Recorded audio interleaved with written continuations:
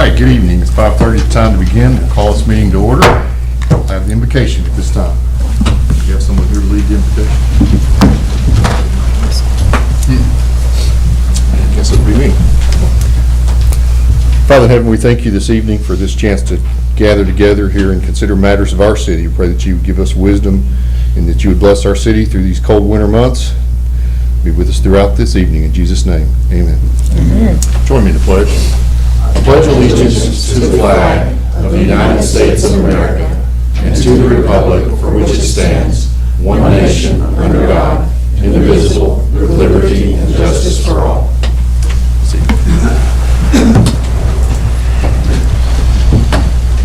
Roll call. Looks like we have 6 present. Alderman Mathis is not present. Commendations, proclamations, award, and special presentations. We have 2 proclamations for honorary aldermen who have not arrived yet, so I'll just hold those. Hopefully they'll arrive in a moment. Comments from citizens. Did we have any comments from citizens to sign up? All right, there it is. So I wasn't the last one. Sorry, I'll get this microphone down. Reports from the aldermen. We'll start over here with Mr. Byrd. Thank you. It was good to see all of the businesses that participated in the holiday window displays around the square. My family really enjoyed walking through the square and being able to look at those. At the TAEDC meeting, we got some updates on possible business growth in Tullahoma. The Coffee County Industrial Board has finished clearing more acreage in the joint industrial park between Tullahoma and Manchester, but it will be several years before that can be fully developed. The Arts Council and South Jackson Performing Arts Center has asked me to share about Steel Magnolias, the play coming up. It will be 2 weekends. That will be January 31st, February 1st and 2nd, then February 7th, 8th, and 9th. It's going to be a great show from everything I've heard. And I'd also like to thank the police and fire departments, the EMS and Public Works for helping out during all of the snow this past weekend. Thank you. Thank you. Alderman Wilson. Thanks, Mayor. It's good to see everyone. I hope you had a great Christmas and New Year's. I attended last week the mayor's quarterly planning meeting at D.W. Wilson, and it was very informative. It's always a great meeting, and I just wanted to make sure that the public was aware that you can tune into that via LightTube to catch that if you miss it. It's always a lot of way to keep your pulse, a good way to keep the pulse of our community. So I invite you all to do that. Thank you. Alderman McGee. I don't have anything to report. Alderman Mathis. No report, sir. Thank you. Alderman Glick.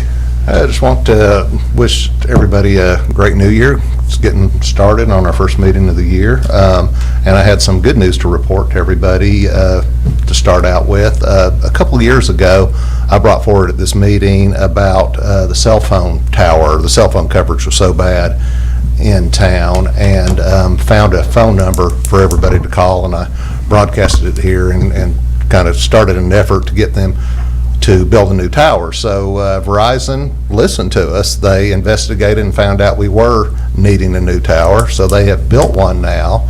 It has recently passed all its clearances, and it's supposed to go online within the next 2 weeks. Where's that located at? The tower that they built is off Lamont Lane on, it's over around Turkey Creek area is where Lamont is. So it's supposed to go online in 2 weeks. Definitely for the people on the west side of town. I was about to say, as a person that lives about a mile from there, I'm very happy to hear that. Yeah, so it is, you'll definitely get better coverage, but what they tell us is that it will help everybody in town because it will take pressure off the other tower. Yeah. So I'm hoping that on the east side of town, I get some help out of there too, but definitely for the west side and hopefully everybody else, but you should see improvement soon. Thank you, Mr. Glick. Okay. Alderman Thoma. Thank you. I had an opportunity to attend a educational course seminar with Alan Potter. That's my reason for not attending the last board meeting. Apparently my position requires me to have some kind of continuing education, so it was a 8 to 4 program. I learned something, and I understand there's a lot of lingo that I certainly didn't understand until that meeting was involved. And apparently our system, from the various things that were discussed, are either involved or have completed, which that impressed me. The other thing, and I'm going to apologize to the extent that I failed to keep the Scout troop number, Girl Scout troop that furnished the candy for us. Nice little jars, really appreciated that. I did attend my first 911 board meeting. The only thing of interest there was that they hired a permanent director, and that was Sam Harper. If you do not know Sam, I grew up with Sam. A very qualified person, and he was voted in unanimous. According to the paper, I think you read, they bought a new management system. I wasn't involved in that, but apparently they're ironing out issues and found some things that they did not anticipate.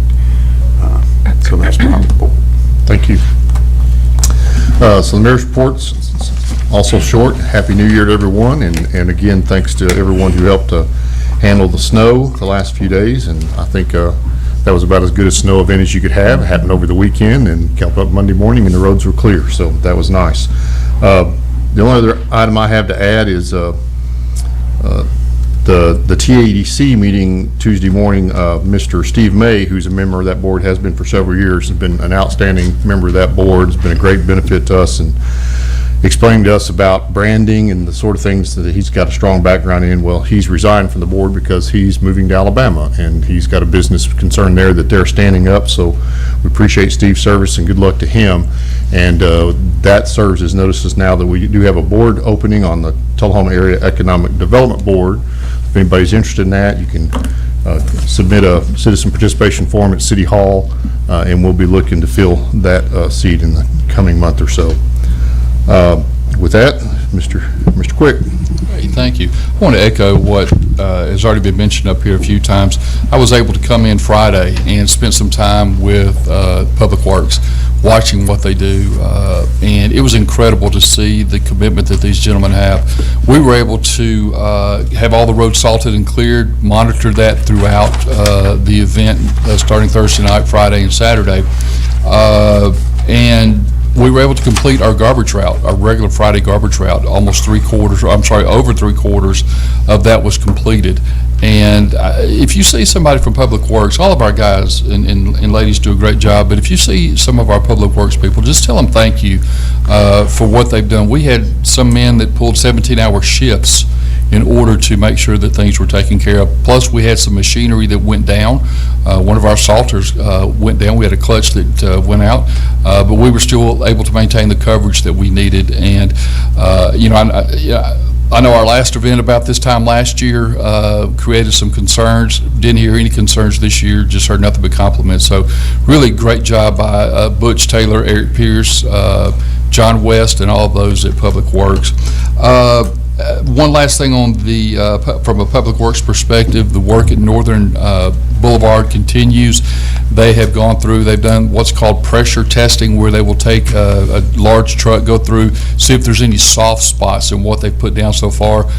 They feel comfortable with that. They're about ready to put an additional layer on there, and that is going, that's going to, start moving forward again. We had a lot of, obviously rain and some weather issues that have created concerns, but in talking with Butch, we're going to be up and going on that again really quick and hope to have it finished in the next few weeks.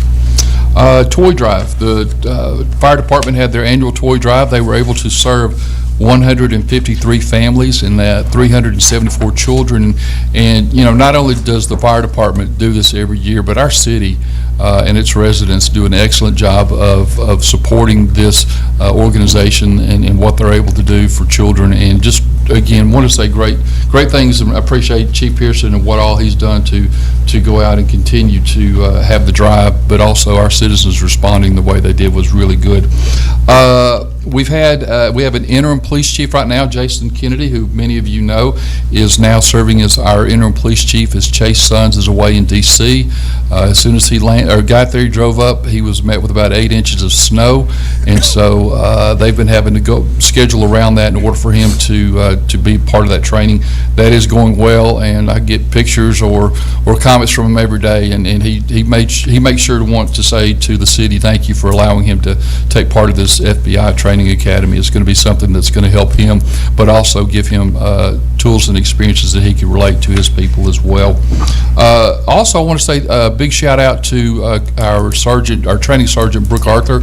This week, we started the Field Training Officer School this week, which is from the UT Law Enforcement Innovation Center.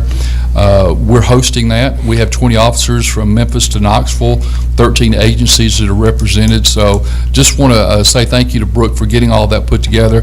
One of the great things about being a host is you get free spots, so that saves us money from that standpoint. But also, we're able to put that training room that was designed in the police department to extremely good use, and I see us continuing to host a lot of trainings over the next few years. Regarding the upcoming meeting that Alderman Thomas spoke about, we will definitely have our police department officials, fire department officials. It's on February 4th, I believe, at 9 a.m. I'm going to be out of town, but we're definitely going to be there with questions and trying to make sure we understand what it's going to take for us to be a part of this communications package that they're rolling out. Last board meeting, we were selected, or I'm sorry, you approved a grant for the Tennessee Whiskey Country Mural Project. We have been selected as a site for one of those murals. Lyle Russell and I met with Ryan French and Scott Van Velser not long ago to start looking at site selection. We're down to 2 different buildings. One's more preferable. We've got to make sure that the building owner is going to be able to accommodate that mural and some of the things that would go along with that, but that is definitely moving forward. HR, we met, Lori and I met with the MTAS consultant, Betsy Cunningham, and had a great 2-hour meeting looking at our personnel policy. We are very, very close to being able to present that to you in the next couple of board meetings, hopefully February, latest March. What we're going to do is we're going to make sure, and we've asked our consultant to make sure that instead of us doing a red line to show you what we've changed, but we're going to have a sheet or 2 listing here are the changes, significant changes that were made, so you don't have to go through and try to dig, and that will help you see what we're looking at changing, and then also help you to allow you to answer or ask any questions. I'm sorry. 2 more things. One, we had some animal rescues in the last 30 days. On December 18th, we had Patrolman Tyler Jones and Corporal Derek Bowles rescue a cat from a storm drainage. They had to remove the drain gate and were able to go down and save that kitten, which, you know, may not sound like a big thing, but it's a really big thing. They saved a life, and they were able to take that kitten and be able to get it over to, I think, Animal Rescue, and they were able to do some things with it. And then just recently, we had Engineer Joseph Hale with the fire department. We received a call, or I received a frantic call that we had a duck that had frozen in the pond over on Kings Ridge and needed rescuing. And so they called Lyle, because obviously Lyle has a affinity and a expertise with birds. So they were able to go out. Engineer Hale walked out, got the bird, was able to bring it back. Lyle was able to nurse it to health, and if you haven't seen the video on Facebook, he released it to the wild. His duck buddies were sitting there waiting on him. We had a citizen who named him Douglas the Duck, and so it was just a great thing. But I think what it goes to show you is that our fire department and police department are called on to do things outside of what you would normally think, but they're just as important to people and obviously to these 2 animals. And just want to say thank you for them seeing the importance and the value that those kind of actions would take. Lastly, I'm going to be traveling tomorrow and Wednesday. I am finishing the CPM, the Certified Public Manager class that you allowed me to go to this time last year. And so I'm looking forward to giving a presentation on one of those days, and that will be the last task that's related to graduation. So looking forward to doing that over the course of the next couple of days. Thanks. Thank you. I had one question. Yeah. Could you give us an update? A couple of months ago, we voted on hiring an engineering firm to design pickleball courts over across from the community center. D.W. Wilson, do you have an update on that? I'm going to let JP, if you'll come and provide that. I know I have an email that I have read, but I'd rather you provide the detail, if you will. So yes, the preliminary design is finished, and we are working on applying for the local Parks and Recreation Fund grant. You should see something at the next board meeting for the notice to, or the intent to apply. Thank you. All right, with that, we'll move on to the consent agenda. Oh, I'm sorry. I skipped over it again. Approval of the agenda. So I guess we better do that. We have a motion and a second to approve the agenda. If there's no discussion there, let's vote.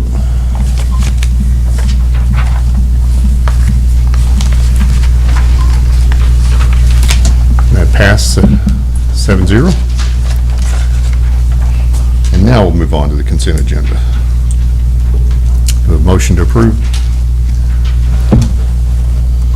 Motion from Alderman Byrd, second from Alderman Wilson. Let's vote on the consent agenda.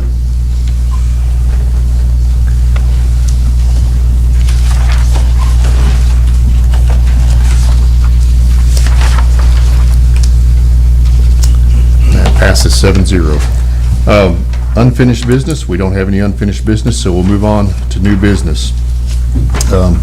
Resolution number 2016, a resolution by the Board of Mayor and Aldermen of the City of Tullahoma, Tennessee, to authorize a grant application to the Tennessee Housing Development Agency for home grant funds for THDA homes grant applications. Who can tell us about that a little bit? Okay. So we just, as it shows here, we just closed that out in December, and what we're looking to do is reapply and do the same thing. It really comes at no cost to us. It's basically city staff time. Myself, Sue, working with a couple of people with South Central.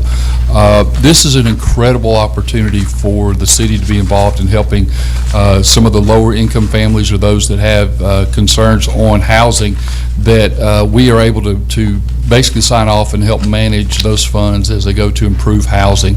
I will say I sat down with one of the recipients of this money last week, and the gratitude that he had in his heart for us being able to help him secure funding, get the necessary renovations and whatnot done so he could stay in his lifelong house was incredible.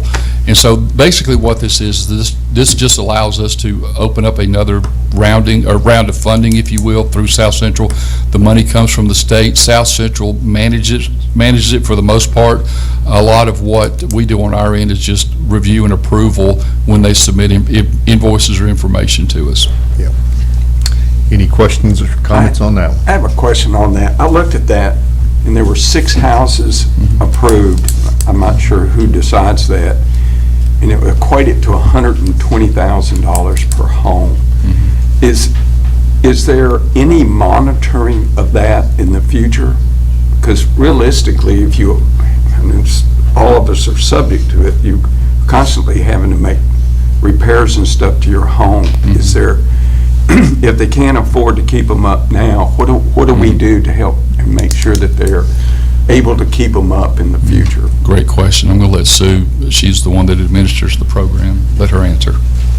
This doesn't involve like an ongoing series of repairs, but what they will do is they will rank the properties based on code issues in severity, and they won't start anything that they can't finish and bring up to code. So you're talking capital repairs, which hopefully will have a good lifespan. Maybe, 10-year, whatever, like roofs and structural and HVAC, that kind of repairs. So hopefully there will be some longevity involved with this kind of investment.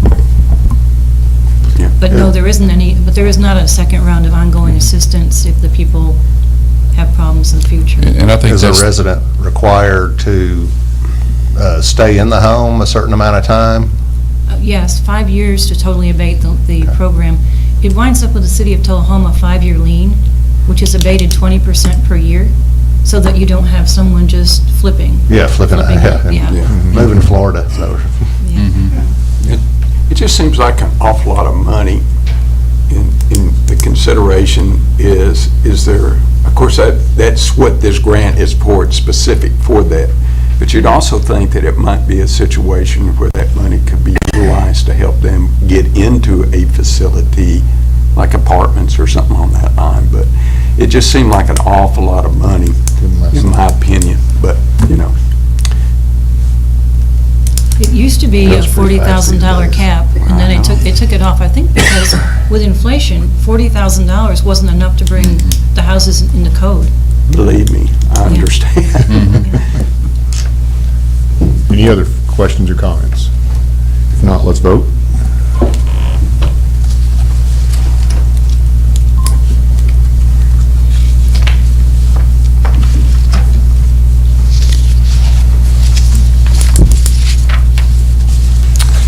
Passes 7-0.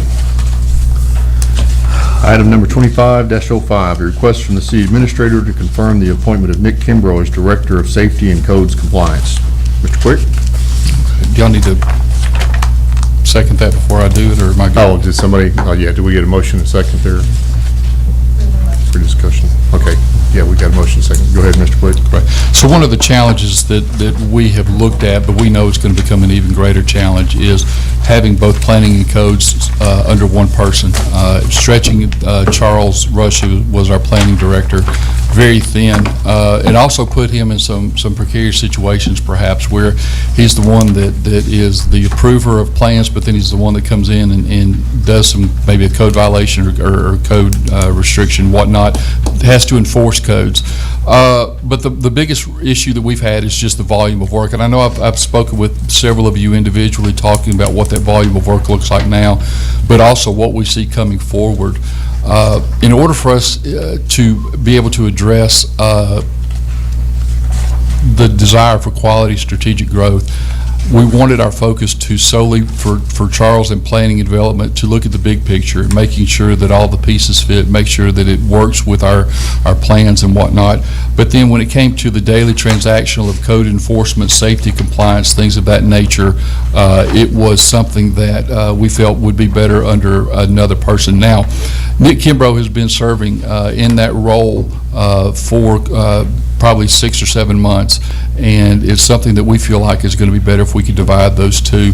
One of the things that I've also done in this package is I've given you a top level or higher level organizational chart. One of the things I'm looking to do in the next board meeting is to provide you an overall organizational chart. Try to put it all on one page, but then also break it down by department so you can have a better vision of what that total organizational chart looks like. I believe this is something that we need to do. It was very important for me to make sure that we weren't overstretching, but also I don't want to make sure that we have too much opportunity for free time, not someone not being busy. One of the things I do is part of the TCMA is I'm able to establish connections with various people that are serving as city administrators or town managers, and just want to get a feel for how they're doing, how they're managing their growth, and several of them are starting to look at doing the same thing we're looking at doing, which is make sure those two are separate. That way they don't have any conflict with one another, and to make sure that they're able to meet the needs, not only of those people wanting to come in, but those that are already here. Any comments or questions? Yeah, I had a couple of comments. I think that you mentioned that you were doing a study of the personnel policies and redoing all that, and also that you are finally bringing the organizational chart up to date for the board to vote on, which is a good thing. Over the years, as things change, and we've modified the organization to meet the changing times, I think that we've gone along and created jobs and moved people around, and I think as part of doing the personnel policy survey and updating the organizational chart, we also need to look at our salaries to make sure, after all these people have been moved around and taken on more people under them maybe, or some of them may have lost people under them, or had a lot more things assigned to them to do, so I just want to make sure that it doesn't slip through the crack that everybody's being paid what they should be paying commensurate with what they do and what their position is within the city. So just so happens that it's something that Lori, Ashley, and I have been looking at and started looking at it last week and have had several conversations. In fact, I have asked her to do some more salary research studies. She has availability and resources for the state of Tennessee. So we're going to be looking at regionally how we're doing, but then also look at it cities compared to our size, population, and projected growth. So we're definitely doing that right now. I know at one time when I worked for the city, there was somebody came in, a private organization came in. I know it costs the city more money, but they came in and actually sat down with people and got their job description, talked to them, what do they actually do day to day, looked at their requirement, the requirements for them to have the job, what certifications they'd have to have, and then they put all that in a formula to figure out, how the salary should rank out. And I think that's one thing for a happy staff and a happy workforce, is to know that they are being compensated fairly and that everybody else is too. I'm with you 100%. I cannot think of the gentleman, but Sue and I spoke about that. We have the opportunity and the ability to reach out to him, not only for an overall survey study, but if we have specific questions, so we'll be addressing that with him as well. I cannot tell you, this was before my time, I cannot tell you the date of the survey study, but that's something that we'll need to look at, and if we're needing another study done, we will definitely do it. If not, we can just kind of do piecemeal, if you will, one at a time or as they come up. But I echo exactly what you say. We have some of the most outstanding employees anybody's going to find, and I wish we could pay them what they're worth. But we all wish we were paid what we're worth. But it's definitely something I want to look at, especially when you look at how hard we have so many of our people working, and we just want to make sure we're doing right by them. So I cannot tell you how much I appreciate you saying that, Alderman Glick, and we'll look forward to continuing looking at salaries and bringing those to you.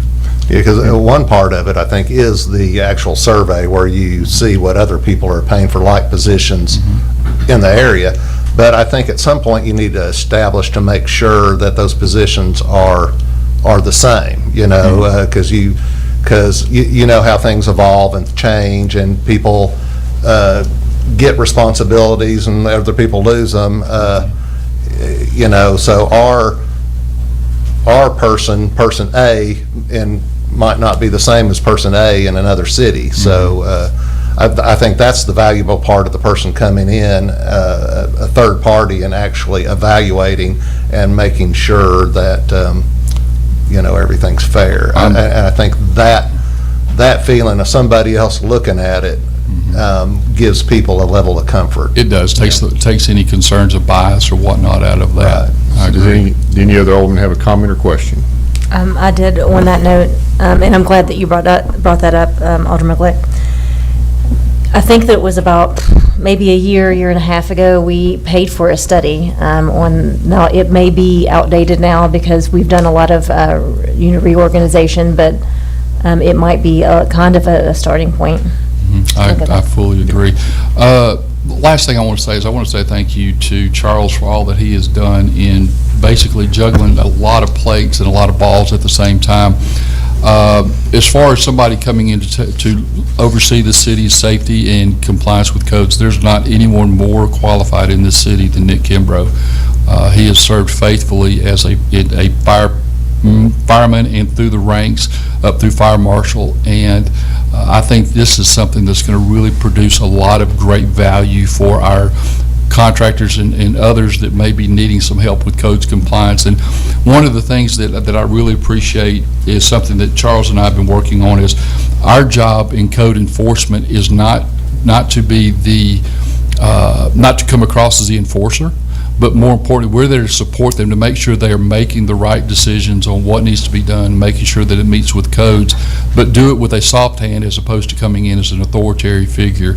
And I know in dealing with Nick over the years and watching him, he has that kind of relationship, and that's how he approaches people. And I think that's really going to help our areas of planning and codes compliance. Also, I just want to say Nick's family's here. And so if you're wondering who they are in the back, that is Nick's family that I know he's so very proud of. So I'll just add one comment to all of that, is that since I've taken position of mayor, I have gotten more phone calls and had more one-on-one, sit-down, face-to-face meetings over codes and planning issues than probably everything else combined. And I think that this is a step in the right direction to help spread the responsibility out and give us more flexibility to try to help and deal with some of the issues that we're seeing. And I think it's only going to get better, I hope, from here. So, Fully agree. any other comments or questions? If not, let's vote.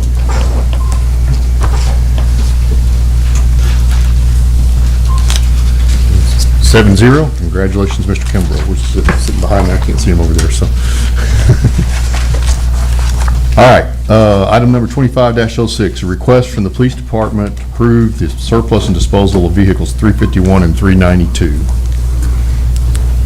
Any comment to make here other than, I assume these are worn-out vehicles? I do want to commend Deputy Chief Kennedy and his staff for what they're looking at with being good stewards with our resources, and that includes if we have some that the repairs more than what the cost of the vehicle is, for them to do that. So they've done an outstanding job of that over the course of the last 6 to 9 months, and just want to say thank you.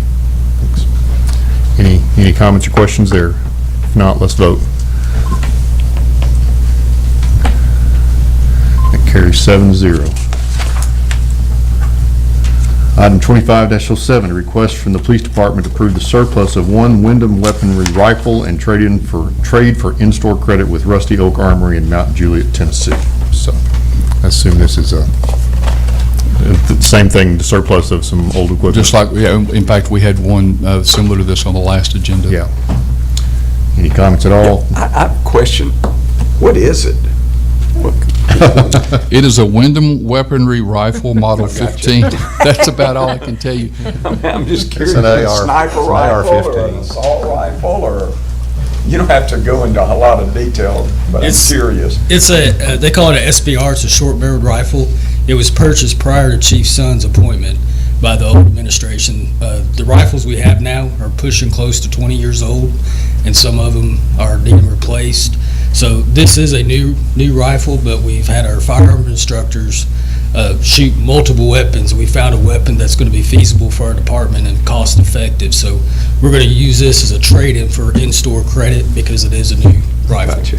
I'm just not familiar with that weapon. It's an AR-15, isn't it? Is that equivalent? Basically, sounds like it. All right, if there's no other discussion, let's vote on that. It's not Chase's favorite gun you're trying to get rid of before he gets back. I think somebody's looking for a new duck hunting gun. He's in FBI school. All right, that passes 7-0. He'll come back with a new favorite after that training. Yeah. Item number 25-08, a request from the city administrator to review and provide edits to the draft policy for a Tullahoma public property and asset honorary naming policy. Explain to me why that doesn't sound like a bunch of paperwork. Doesn't it though?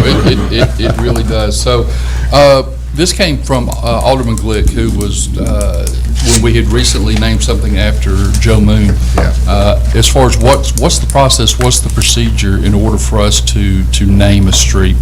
So I gave Lyle Russell a research project because we wanted to see if there was anything in our ordinances, anything that we've ever done before. We conducted one search, and then we found out that there may be a possibility in 2015. We looked, we couldn't find it. Then we conducted a second search that it just came to me at 5 o'clock this afternoon.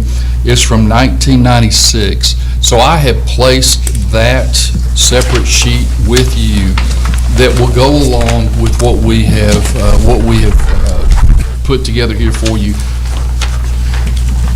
I asked Lyle to do some research again and see how others are handling naming policies and procedures, other cities and entities. This is what we've come back with, and I think based on that, we're looking for you to give us advice, and I think the two things we're looking at is, would you prefer this to be a committee, which we've put in this policy, a citywide committee that would meet whenever it needed to, which, you know, quite honestly, maybe once a year, or would you prefer that information be sent to me, such as a request for a naming, for me to have documentation, which will be covered similar to what we have here. We have an application that we've created. Send that to me. Let me do all the research, and then present it to the Board of Mayor and Aldermen for you to think about and make a decision on. So there's not really a need to vote on this item, is there? You're No, making a sir. request to us to go review it and give you some feedback. This is just for y'all to give us feedback on which direction you want us to go. Our goal is to have a policy and procedure in place soon, but we want you to give us feedback on how you want that to look, so then we can enact it. Okay. Does anyone have any immediate comments? Yeah, I did, I thought we were going to be discussing it tonight, so I already reviewed it. So let me just give you a couple of thoughts. So when you're thinking about it, maybe at home, maybe you can kind of consider those. I don't think the committee approach, in my opinion, is right for us. I was thinking as my time, since I've been alderman almost 2.5 years, there's only been 2 things that we've named. So it's not like the workload or the request are something I think worthy of having a committee stand-in or whatever to do. I think that we could see those. That's what the people of Tullahoma voted for us to decide things like that. And if it'd be one thing if there was 6 of them every meeting we came to, and every meeting was involved with trying to do this, that's when you'd have a committee, and maybe we'd grow into that someday. But I don't think we're there yet. I think if the application or the criteria were set up that said, you know, what would be worthy of being named, or what things are, and there was some of that in here. If all that was set up correctly, I think staff could cull out some before it even came to us, and the ones that were worthy, I think they would probably get a positive vote from the board. So too. Let me just make a comment here at this point that one of the things Mr. Quick and I have been discussing is we need, for several reasons, to probably have some study sessions in the near future. This would be a great item to put on a study session, just Right. chat amongst ourselves about how we want to handle any particular details or any issues we have with it. So that'd be my recommendation. We'd look forward to doing that in the next I'm month or so. totally in agreement. Another board, another committee is just adding more stuff on. And in my opinion, if you can get the proper application and proper research, that this board should be able and capable of handling. I think so. That Right, decision. and so again, in looking at this, basically, we would take what we have here, and wherever it said committee, it would be the city administrator, who would then gather all that information using the application that we have here, and then presenting that to the Board of Mayor and Aldermen. So you're basically just saying one person versus a committee doing that. So whatever y'all want us to do, we're more than glad to do it. Thank you. If there's nothing else on that item, that concludes our business. We'll stand adjourned.